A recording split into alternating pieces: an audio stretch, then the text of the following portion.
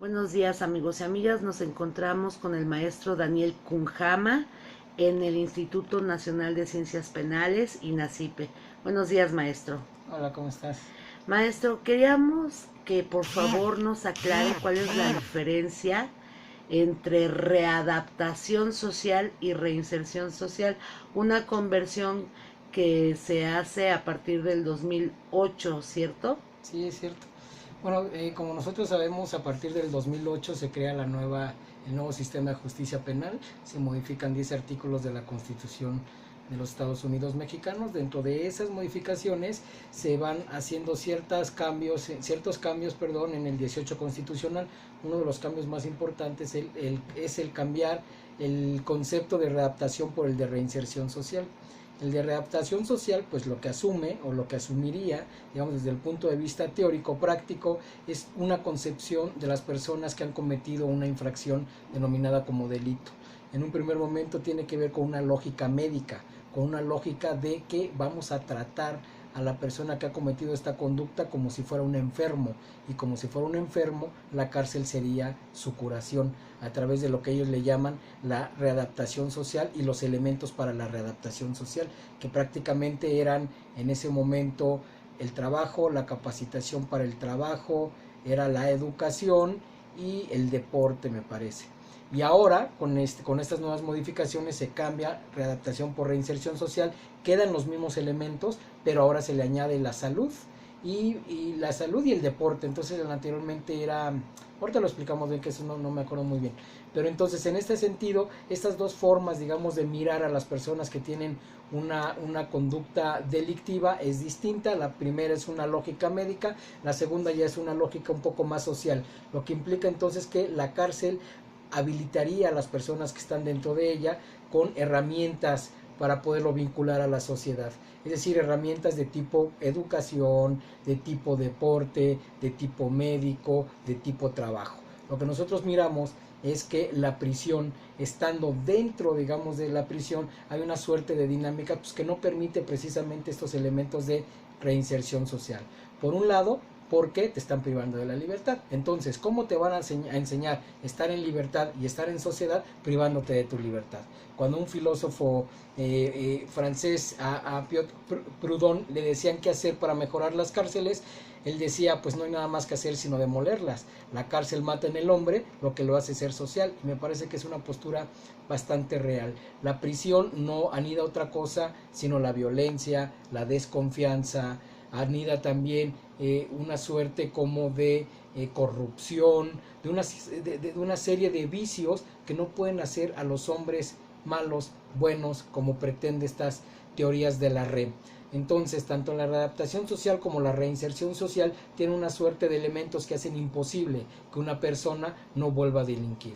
Por ejemplo, en el caso de los menores, nosotros podemos observar que el nuevo sistema de las comunidades para menores encierra, digamos, unos cambios en las dinámicas de los interiores de las ciertas comunidades, en donde hay como unas como prácticas de educación y todo como bastante certeras, digamos, y más viables para los muchachos. Yo he tenido la oportunidad de estar entrevistando a los jóvenes que están dentro de estos espacios, y son jóvenes que han terminado incluso en la secundaria, la primaria, se han habilitado en una suerte de deporte, de arte, etcétera. Pero ¿qué es lo que pasa cuando ahora los sacan a los muchachos? Llegan a los mismos espacios que los llevaron allá. Es decir, llegan a los espacios en donde aprendieron una suerte de dinámicas, una suerte de procesos que los llevaron a vincularse a la violencia y a la criminalidad. Entonces, no podemos nosotros seguir con una mirada carcelocéntrica. La prisión genera mucho más problemas de las que resuelve, y nosotros no hemos entendido que el uso desmedido de la prisión está generando una violencia mayor. Es decir, el abuso de la prisión preventiva. Exacto. El abuso de la prisión preventiva, pero también el abuso de la prisión como castigo. Este nuevo sistema penal está apuntándole a que se generen una serie de medidas alternas a la prisión, en el reconocimiento también de esta manera de que la prisión genera mucho más problemas de las que resuelve. En este sentido, estas medidas alternas generaría que el 80% de las personas, por ejemplo, que están en la cárcel, pues están en la cárcel por delitos relacionados con la propiedad. De ese 80%, el 60% aproximadamente está por un robo de menos de 5,000 pesos. Si nosotros mantenemos esta lógica, y con los medios alternativos de prisión, nosotros podemos mirar cómo se despresurizaría la prisión en estos términos. El caso es que si nosotros no desinflamos el Código Penal y por lo contrario generamos nuevos delitos, nuevos tipos penales, y además también estos delitos y estos delitos son los nuevos tipos penales, se configuran como delitos graves, pues la prisión seguirá entonces siendo un elemento muy importante del castigo. Entonces lo que necesitamos hacer es fortalecer las medidas alternativas a la prisión para hacer un uso menor de la prisión. Una alternativa, ya que muchas veces las prisiones pueden ser contenedoras de violencia.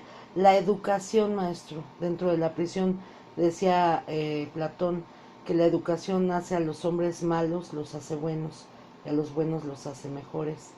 Entonces, nosotros proponemos desde hace varios años la educación como un medio de liberación dentro de la misma cárcel. Es decir, la educación aún en prisión debe prevalecer como un derecho a la libertad.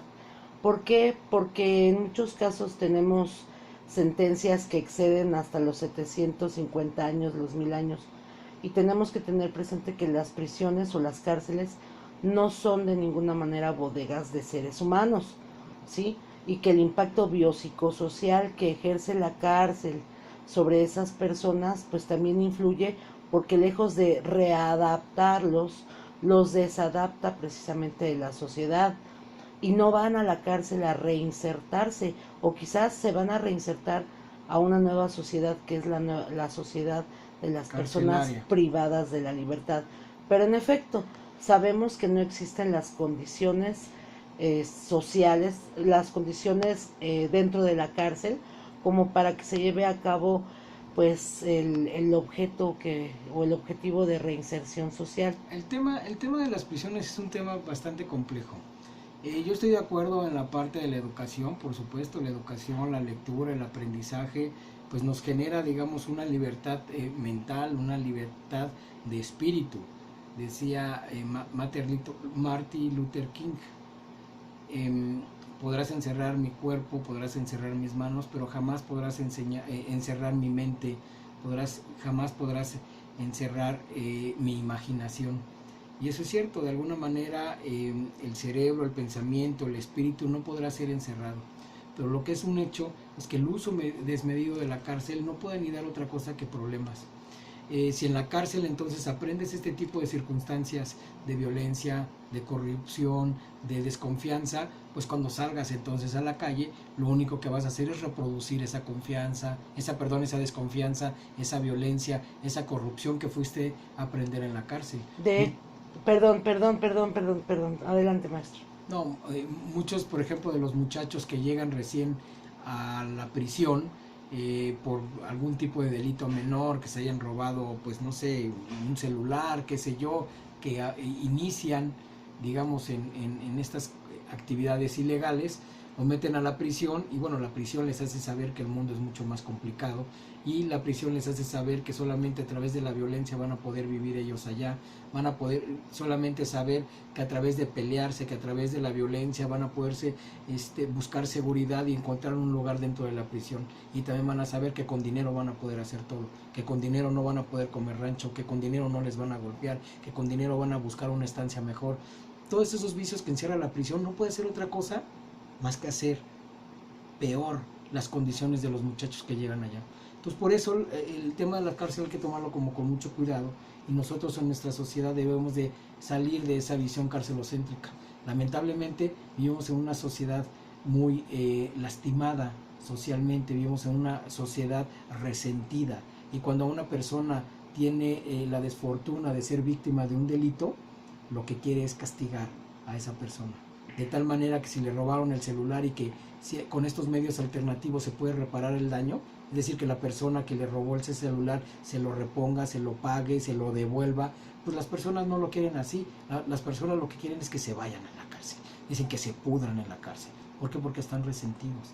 ¿Por qué? Porque tienen ese resentimiento social, esa sensación de impunidad, esa sensación de corrupción, y ellos lo que quieren entonces es generar un castigo hacia las personas, sin saber que lo que están haciendo genera mucho más daño, no solamente al muchacho que acaba de robarse ese celular, sino también al ámbito social, porque cuando salga ese muchacho, una vez estado en prisión, una vez adoptado todo esto que les he comentado, pues va a generar mucho mayor violencia. Diría la doctora Claudia Salinas Boldo, la herencia de la criminalidad, porque los hijos también tienden a heredar la criminalidad por encontrarse de frente ante la cárcel, como lo van viendo como algo muy normal. Y por otro lado, la doctora Martínez Flores nos hablaba de que la familia es el nicho de la violencia o de la misma delincuencia. Entonces, muchas veces, pues, hay un dicho por ahí, que reza de la siguiente manera: la cárcel te la llevas como quieras llevártela. Si quieres problemas, pues te meterás en drogas, en deudas, etcétera. Si tú eres una persona que quieres, pues, salir adelante, porque muchas veces se buscan alternativas para poder conseguir beneficios, como ir a la escuela, tomar cursos, etcétera. Aprenderás, como en mi caso, que yo aprendí ajedrez, fui directora de teatro y hicimos cosas muy constructivas. Entonces, realmente, cuando salgo de prisión, me doy cuenta que aquí ni tengo teatro, ni tengo las alternativas que tenía allá para poder, pues, tener una vida diferente, porque a final de cuentas el acudir a mis cursos me fue llevando a un muy buen dormitorio, en donde yo dormía con una persona o dormía con dos personas, siendo que en las cárceles varoniles está por demás sabido, pues, que hay internos, hasta 42 internos, 50 que duermen dentro de una celda, y las diferentes posiciones que van ocupando, ¿no? Entonces, realmente afuera no te encuentras con las mismas condiciones que adentro de la cárcel, ¿sí? Porque una cárcel de mujeres muchas veces son las cárceles sexistas, se siguen manteniendo los estereotipos de género. Sí. Entonces, el problema real es de que cuando sales, muchas veces tu familia no está reinsertada o no está readaptada, pero tú sí, a lo mejor, pero tu familia no. Bueno, además, mira, tenemos una serie de problemas ahí, bueno, yo que te puedo contar, pero lo que nosotros hemos observado es también digamos, la dificultad que tienen las personas que han estado en prisión mucho tiempo, y aunque no hayan tenido mucho tiempo, para reconstruir esos lazos familiares, porque al final del día, cuando la persona está en prisión, se van desquebrajando. Muchas personas que tienen hijos y después de 5 o 10 años, pues sus hijos no son otras personas de las que ella o de las que él dejó, más si no hay una vinculación de los familiares con las personas que están privadas de su libertad a través de la visita, por ejemplo. La visita es muy importante para tener ese contacto con el exterior, para tener ese contacto con la familia. Pero lo que es verdad es que todavía en el caso de las mujeres es peor, porque sus parejas las abandonan, las olvidan en las cárceles. En los hombres todavía la mujer o la mamá pues va y lo está visitando y hay como una relación, pero las mujeres tienen una situación un poco peor en ese sentido. Y la idea es que una vez estando en prisión se generan estas rupturas muy importantes, en un lado con la familia, por otro lado también con la parte, digamos, de trabajo. Después, cuando sales, es un poco difícil o es muy difícil que las personas se vinculen a un trabajo por muchas razones. Una de ellas es el estigma que lamentablemente cargan, y que lamentablemente los empleadores tienen ese tipo de prejuicios hacia las personas que en algún momento estuvieron privadas de su libertad. Un tercer elemento también tiene que ver con habilidades sociales. Cuando en la prisión te enseñan a sobrevivir de cierta manera, cuando sales a la calle, pues de alguna manera también te estás llevando esa, digámosle de alguna forma, cultura carcelaria, aquellas prácticas que conociste dentro de prisión. Maestro, de hecho, cuando salí de la cárcel, y digo, aquí muestro mi rostro, soy Etel Libertad Flores, me preguntaba, si cuando la maestra me diera una queja de mis hijos, la iba a acusar de borrega, o iba a pandar a mis hijos cada vez que se portaran mal, o cuando el día de su cumpleaños tendrían que tramitar con un memorándum su pastel, ¿no? O sea, de verdad, o sea, son cosas que Sí. va uno aprendiendo, pero al final del día, como usted bien lo dice, tenemos históricamente una, no sé cómo llamarle, en el 2008 hubo una dramática despresurización del espacio carcelario donde miles de familias se fracturaron porque muchas personas privadas de la libertad fueron llevados a cárceles federales de máxima seguridad. Entonces, si lo que se buscaba era fortalecer los lazos familiares, y aquí con problemas se trasladan a los reclusorios, porque no nada más es ir a la visita, maestro. Muchas personas, y esto obra en videos y en las notas periodísticas, se quejan, pues pareciera que el sistema mismo no quiere que se fortalezcan esos lazos, pues porque muchas veces cuando van entrando les piden que la mochada, que no los dejan pasar que por el color del vestido, de el pantalón, qué sé yo. Entonces, algo con lo que vamos a finalizar y que usted consideraría que se necesita realmente para que haya una verdadera reinserción social, o cómo le podríamos llamar, maestro. Mira, en un primer momento mi postura personal es que todas las teorías readaptación, reeducación, reinserción, rehabilitación, todas las pues encierran, digamos, una lógica ortopédica de las personas. Y se piensa que a través de la institución con ciertas estrategias se va a lograr esa ortopedia social. El caso es que en un primer momento debemos nosotros de considerar que la prisión no arregla nada, sino genera más problemas. Genera más problemas no solamente a las personas que han ingresado, sino también a los familiares de aquellas personas, por ejemplo en el ámbito económico. ¿Cuántas personas no se desquebrajan también cuando tienen que estar dotando de dinero a la persona que está interna, más si la persona que está interna era la cabeza de la casa, la que generaba dinero? Entonces, en ese sentido, la fractura en términos económicos es bastante complicada. Es decir, que la prisión, pues en general, su propia naturaleza, que es la privación de la libertad, pues no puede ni dar otra cosa más que conflictos y problemas. Aquí el caso es, ¿qué hacemos? Bueno, pues lo que yo digo, lo que yo pensaría, es que la prisión deberá de convertirse, lo que según dice la teoría que es la última ratio. ¿Qué quiere decir esto? Que la prisión solamente se utilice en el último de los últimos casos, de tal forma que todas aquellas personas que han optado por algún tipo de problema que está, digamos, limitado por el Código Penal, por las leyes penales, tengan otro tipo de resolución de problemas.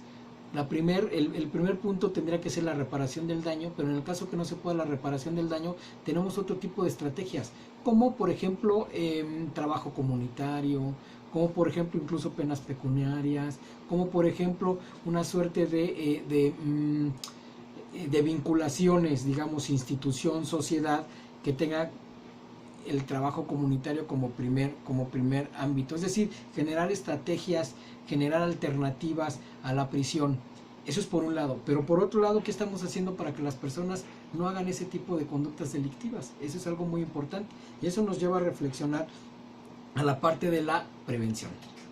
¿Qué hacemos entonces con nuestros hijos? ¿Qué hacemos entonces con nuestros jóvenes para que no se vinculen a la violencia y a la criminalidad?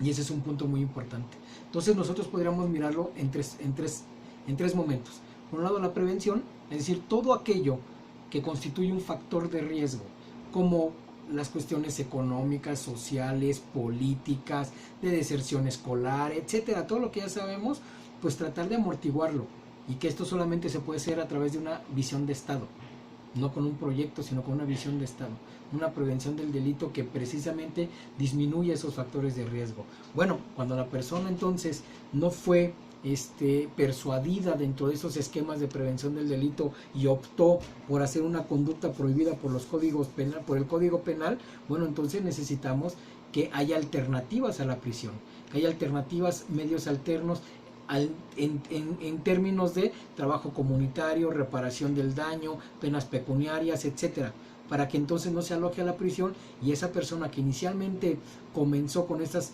conductas delictivas, pues no regrese peor a la sociedad. Y por un tercer momento tiene que ver con eso que le llaman prevención de la reincidencia o prevención terciaria. Es decir, ¿qué hacemos con las personas que ya estuvieron, que ya compurgaron una sentencia? ¿Qué hacemos para que no regresen a la vida delictiva? Y eso es, digamos, uno de los grandes pendientes del Estado mexicano. Es una de las grandes ausencias que tiene el Estado mexicano. ¿Qué hacemos con aquellas personas? Es cierto, me decía Tel en algún momento, la verdadera reinserción empieza afuera, y yo creo que sí, hemos aprendido eso de Tel. Es cierto, afuera necesitamos nosotros generar esas vinculaciones con las personas y las instituciones para generar empleo. Tenemos que generar también una suerte de vinculaciones y de estrategias para que la persona que estuvo fuera de su hogar regrese a su hogar y empiece a restablecer los lazos familiares que se perdieron en prisión. Tenemos que generar también aquellas otras habilidades sociales que limitó o atrofió la prisión. Es decir, estos tres momentos que nosotros tenemos para poder observar, para poder cambiar, para generar una propuesta distinta de qué hacer en términos generales con la criminalidad. Maestro Daniel Conjama, es un honor para nosotros que usted nos haya dado este testimonio y muchísimas gracias. Hasta luego, muchas gracias. Hasta luego. Informó para ustedes Etel Libertad Flores, Voz de Mujer.